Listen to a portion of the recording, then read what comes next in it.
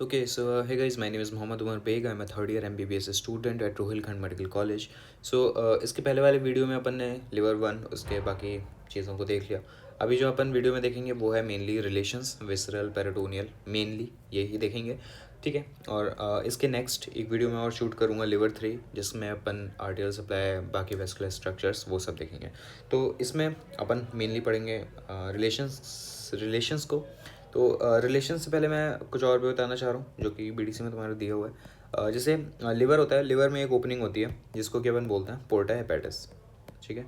पोर्टा hepatitis एक opening होती है. अब उसमें से कुछ स्ट्रक्चर्स एंटर करते हैं और कुछ स्ट्रक्चर्स एग्जिट करते हैं. तो एंटर जो स्ट्रक्चर करते हैं वो होते हैं पोर्टल वेन, हेपेटिक आर्टरी. ठीक है. आप ये चीज़ें एंटर, ये दोनों चीज़ें मेनली एंटर करती हैं तुम्हारे उसमें बीडीसी में. नर्व प्लेक्सस भी लिखा हुआ है, हेपेटिक प्लेक्सस ऑफ नर्व्स कुछ करके लिखा हुआ है. ठीक है. और जो चीज़ एग्जिट करती हैं वो है hepatic duct, common hepatic duct common लिख देता हूँ मैं ऊपर, कॉमन हेपेटिक डक्ट. ठीक है.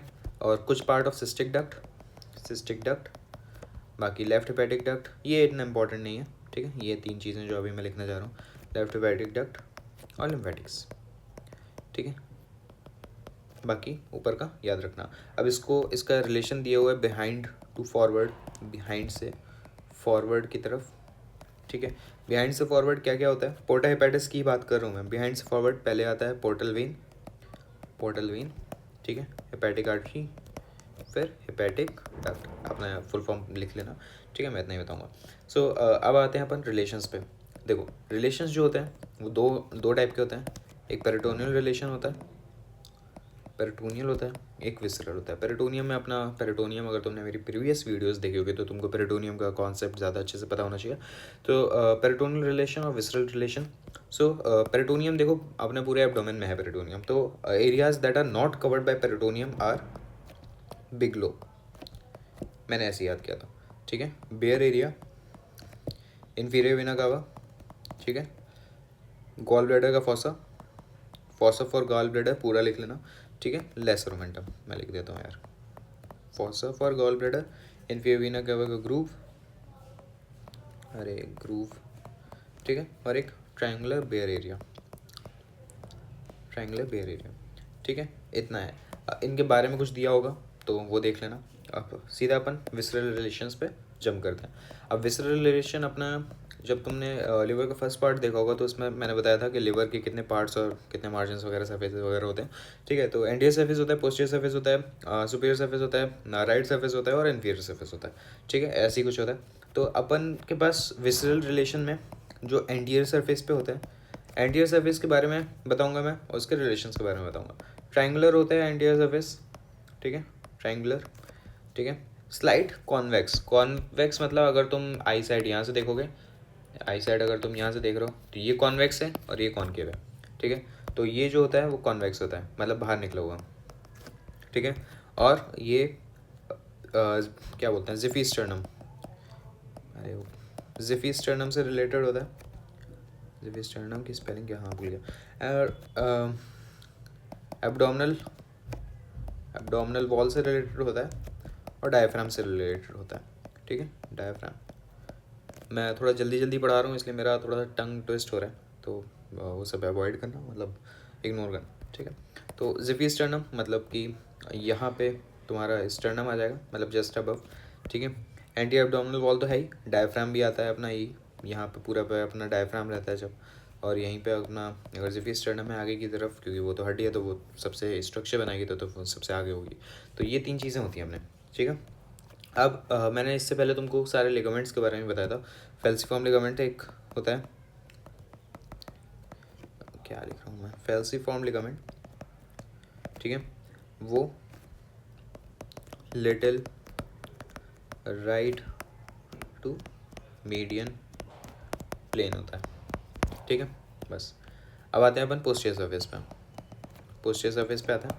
पोस्टीरियर सरफेस भी अपनी ट्रायंगुलर होती है. एक्चुअली एक डायग्राम था, मैं तुमको बताऊं, ये मैंने प्रीवियस लेक्चर में पढ़ाया था. एक डायग्राम था, कौन सा, ये आ गया ये. ठीक है. एंड आगे की सरफेस, एंटीरियर सरफेस भी ट्रायंगुलर होती है. पोस्टीरियर सरफेस भी ट्रायंगुलर होती है। इग्नोर करना बैकग्राउंड नॉइज़ में जो GTA सैन एंड्रियास का म्यूज़िक बज रहा है, पता नहीं, ठीक है। तो कहाँ गया, हाँ, पोस्टीरियर सरफेस भी ट्रायंगुलर होती है, ठीक है। तो और इसका जो मिडिल पार्ट होता है उसमें कॉनकेविटी दिखती है, कॉनकेविटी होती है क्योंकि वर्टिब्रल कॉलम आ जाता है पीछे, वर्टिब्रा आ जाती है पीछे, ठीक है। अब पोस्टीरियर सरफेस पे काफ़ी सारे रिलेशन होते हैं। मैं वाली इमेज में बताता हूँ तुमको। ये है पोस्टीरियर सरफेस। पोस्टीरियर सरफेस में काफ़ी सारे रिलेशन होते हैं, ठीक है। मैं एक एक करके बताता हूँ तुमको। आगे ही लिख देता हूँ, मुझे याद है, छोड़ो मैं इसमें क्या बताऊँगा। हाँ, तो पोस्टीरियर सरफेस पे होता है बेयर एरिया, ठीक है, जो कि रिलेटेड होता है डायफ्राम से। बेयर एरिया मतलब जहाँ पे कुछ भी नहीं है, बेयर, बंजर, ठीक है, बंजर ज़मीन। ग्रूव होता है इन्फीरियर वीना कावा का, ठीक है, जो कि पियर्स्ड बाय हेपेटिक वेन्स, ठीक है। काउडेट लोब होता है, मैं सब तुम लोग को बताया था इससे, जस्ट प्रीवियस वाली वीडियो में देखना। क्वाड्रेट लोब और काउडेट लोब दोनों बताया था मैंने। काउडेट लोब, ठीक है, ये रिलेटेड होता है क्रूरा ऑफ डायफ्राम से। क्रूरा क्या होता है? क्रूरा ना एक्सटेंशन होता है डायफ्राम का, ऐसे निकले होते हैं एक्सटेंशन, दो ठो, ठीक है, वो उससे रिलेटेड होता है, ठीक है।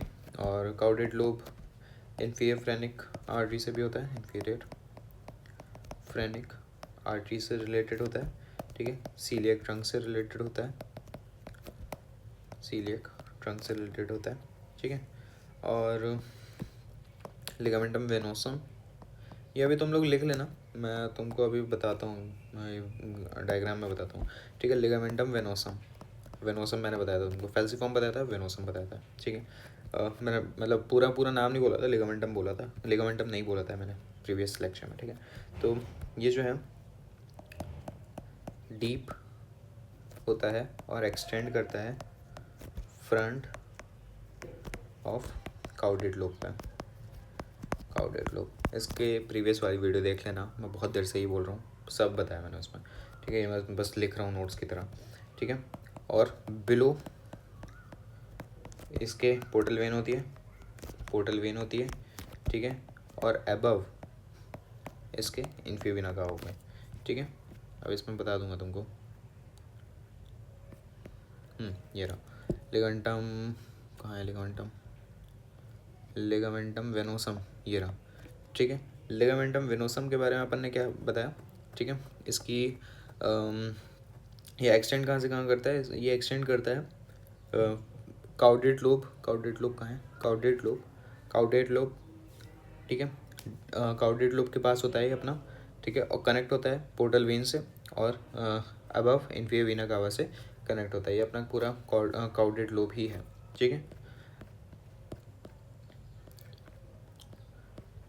अब जो है वो है posterior surface of left lobe, जो कि ईसोफेजियल इम्प्रेशन के साथ होता है, ईसोफेजियल इम्प्रेशन के पास होता है, ठीक है। ये हो गया अपना, देखो अब मैं तुमको बताता हूँ, ये अपना डायग्राम था, ये अपन ने पढ़ा था, ये काउडेट लोब है अपना। काउडेट लोब के अपन ने 4 बताए थे surfaces, right, left, inferior, above, ठीक है। तो ये उसके साथ अपना ये रिलेशन हो गया था, ठीक है। अपना एक क्वाड्रेट लोब भी था, कहाँ लिखा है ये? क्वाड्रेट लोब लिखा है, इसके भी अपन ने 4 बताए थे, एंटीरियर, पोस्टीरियर, राइट, लेफ्ट, ठीक है। इतना था। और इन्फीरियर वीना कावा के लिए यहाँ पे एक ग्रूव हो गया, ये डायग्राम इसमें बना होगा, अच्छा। इन्फीरियर वीना कावा के लिए एक ग्रूव हो गया, ग्रूव फॉर इन्फीरियर वीना कावा। इसमें बेयर एरिया नहीं दिखाया है, छोड़ो, बेयर एरिया को छोड़ो, ठीक है। फिर ये लिगामेंटम अपना वेनोसम है, ठीक है। यहाँ पे अपना काउडेट लोब हो गया, और यहाँ पे अपना पोर्टल वेन रहेगी, यहाँ पे ग्रूव फॉर इन्फीरियर वीना कावा आ जाएगा, मतलब इन्फीरियर वीना कावा ऐसा आ जाएगी, ठीक है। और कुछ तो खास है नहीं, अभी आगे बताऊँगा मैम, और कुछ नहीं है। अभी मैं बता देता हूँ सुपीरियर सरफेस। तो सुपीरियर सरफेस जो है, सुपीरियर सरफेस इसमें किस डायग्राम में अच्छी दिखेगी? सुपीरियर सरफेस इसमें अच्छी दिख रही है, ठीक है। तो जो सुपीरियर सरफेस है, सुपीरियर सरफेस वो होती है क्वाड्रिलेटरल। तुमने इस डायग्राम में देखा, अगर ये है क्वाड्रिलेटरल, ठीक है, क्वाड्रिलेटरल होती है, ठीक है। अब सुपीरियर सरफेस का इशू क्या आता है कि यहीं पे ये लंग होते हैं अपने, तो यहीं पे अपना यहाँ पे पेरिकार्डियम, क्या बोलते हैं, पेरिकार्डियम ही बोलते हैं ना, क्या बोलते हैं यार उसको हार्ट का फॉसा को क्या बोलते हैं, मैं शायद पेरिकार्डियम बोलते हैं, क्या बोलते हैं याद नहीं आ रहा मुझे, ठीक है। तो हार्ट होता है लिवर के सुपीरियर सरफेस के जस्ट ऊपर हार्ट होता है, ठीक है। तो मिडिल में और साइड्स में डिवाइड होता है ये। अब मिडिल में क्या होता है, पेरिकार्डियम और हार्ट आ जाता है, और साइड्स में अपना लंग और उसका प्लूरा आ जाएगा, ठीक है। अब जब अपना हार्ट यहाँ पे है, ऐसे अगर हार्ट है, हार्ट का अपना वो है, अरे पूरा गायब हो गया, हार्ट अगर यहाँ है तो लिवर तो यहीं आएगा ना, ठीक है। अब इन सबको सेपरेट कर रहा होता है अपना डायफ्राम, तो इनके बीच में आ जाता है डायफ्राम, ठीक है। ये डायग्राम में ज़्यादा अच्छे बता पाया मैं, चलो छोड़ो। अब आते हैं अपन सीधा इन्फीरियर सरफेस पे। इन्फीरियर सरफेस ये उसी डायग्राम में देखो, इन्फीरियर सरफेस भी ना अपनी क्वाड्रिलेटरल होती है, ठीक है। इन्फीरियर सरफेस भी अपनी क्वाड्रिलेटरल होती है, और इन्फीरियर सरफेस, ठीक है, जो कि कॉनकेव गैस्ट्रिक इम्प्रेशन होता है, ठीक है। इसमें एक एरिया होता है, रेज्ड एरिया, जिसको कि अपन बोलते हैं ट्यूबर ओमेंटेल। अभी इसमें मैं क्या बताऊँ, ये यहाँ पे लिगामेंटम टेरिस हो जाता है, और लिगामेंटम टेरिस जो है, देखो तुमको एग्जाम में ना ये डायग्राम और ये डायग्राम रट के जाने, बिल्कुल ऐसा छाप देना, और जो भी कंटेंट लिखा है ना लिख देना। इसी डायग्राम के कंटेंट को एक बार और अलग से पन्ने में लिख देना, फुल मार्क्स मिलेंगे, देखना, ठीक है। लिगामेंटम टेरिस होता है जो कि इंफीरियर बॉर्डर से पास हो रहा होता है, इंफीरियर बॉर्डर से पास होता है, और पोर्टा हेपेटिस के पास होता है, ये पोर्टा हेपेटिस यही है, ठीक है। क्वाड्रेट लोब भी होता है अपना, क्वाड्रेट लोब मैंने तुमको बताया था, यहाँ क्वाड्रेट लोब होता है, इसमें तो दिख ही नहीं रहा है, दिख रहा है क्या, नहीं दिख रहा है इसमें, यहाँ पे क्वाड्रेट लोब होता है, कहीं लिखा होगा, हाँ ये लिखा तो है क्वाड्रेट लोब, ठीक है। तो क्वाड्रेट लोब होता है, क्वाड्रेट लोब जो कि रिलेटेड होता है लेसर ओमेंटम से। पाइलोरस पोर्शन आ जाता है यहाँ पे, देखो ये पाइलोरस वाला पोर्शन है स्टमक का, ठीक है। पाइलोरस आ जाएगा तो डुओडेनम का फर्स्ट पार्ट भी आ जाता है, ठीक है। अब जब स्टमक एम्प्टी होता है, स्टमक जब खाली होता है, तो क्वाड्रेट लोब जो है, काउडेट नहीं क्वाड्रेट लोब, वो रिलेटेड होता है फर्स्ट पार्ट ऑफ डुओडेनम से, ठीक है, और ट्रांसवर्स कोलन से, ठीक है। अब एक और चीज़ है यहाँ पे, फॉसा फॉर गॉल ब्लैडर, ठीक है। अब फॉसा फॉर गॉल ब्लैडर भी रिलेटेड होता है क्वाड्रेट लोब से, जो कि क्वाड्रेट लोब के राइट साइड होता है, ठीक है। अब इसमें क्या बता सकता हूँ मैम, देखो इसमें अपना रीनल इम्प्रेशन भी होता है, रीनल इम्प्रेशन होता है राइट किडनी के लिए होता है, और डूडनल इम्प्रेशन अपना ये है, और क्या है इसमें, और कुछ नहीं है। बाकी तो अपना ये तुमको याद रखना है, कोलिक इम्प्रेशन आ जाएगा, और इन्फीरियर वीना कावा तो ये है ही है। ईसोफेजियल इम्प्रेशन ऊपर की तरफ आ जाएगा, काउडेट लोब ये हो गया, गैस्ट्रिक एरिया ये हो गया यहाँ पे क्योंकि पूरा स्टमक आ जाता है, लिगामेंटम टेरिस ये हो गया, वेनोसम ये हो गया, पाइलोरिक इम्प्रेशन आ जाएगा, बस इतना छोड़ो, और कुछ खास है ही नहीं, ठीक है। अब आते हैं अपन सीधा राइट वाली सरफेस पे। मेरे को लगता है टाइम ज़्यादा खींच लिया मैं, इसलिए मैं जल्दी जल्दी खींचने की कोशिश कर रहा था। राइट सरफेस पे आता है। राइट सरफेस भी अपनी क्वाड्रिलेटरल ही है, ये वाला डायग्राम बना देना यार, ठीक है। राइट सरफेस भी अपनी क्वाड्रिलेटरल ही है। अब अपर 1/3, मिडिल 1/3 और लोअर 1/3। अपर 1/3 जो है वो रिलेटेड होगा डायफ्राम से और लंग और प्लूरा से, ठीक है। मिडिल 1/3 तक डायफ्राम एक्सटेंड करेगा, और यहाँ पे कॉस्टो डायफ्रैगमेटिक रिसेस आ जाएगा, मैं लिख देता हूँ कॉस्टो डायाफ्रैगमेटिक रिसेस आ जाता है। और लोअर 1/3 में सिर्फ डायफ्राम आता है, ठीक है, डायफ्राम आता है, बस। That's it, that's for all. BDC में भी इतना ही लिखा है और मैं इतना ही रट के आया था, और मैंने साइड में बीडीसी खोल के रखी हुई है, तो मैं देख देख के पढ़ाता जा रहा था। क्योंकि भाई देखो, इतना सब कुछ एक साथ बंदे को याद हो भी नहीं सकता। सो जितना हो सके तुम रटने की कोशिश करना, जितना हो सके डायग्राम बना के आ जाना, फुल मार्क्स मिलेंगे, इतना काफ़ी है। Okay, so let's end this for today. बाद में मिलता है, लिवर 3 स्टार्ट करेंगे। Okay, bye, thank you.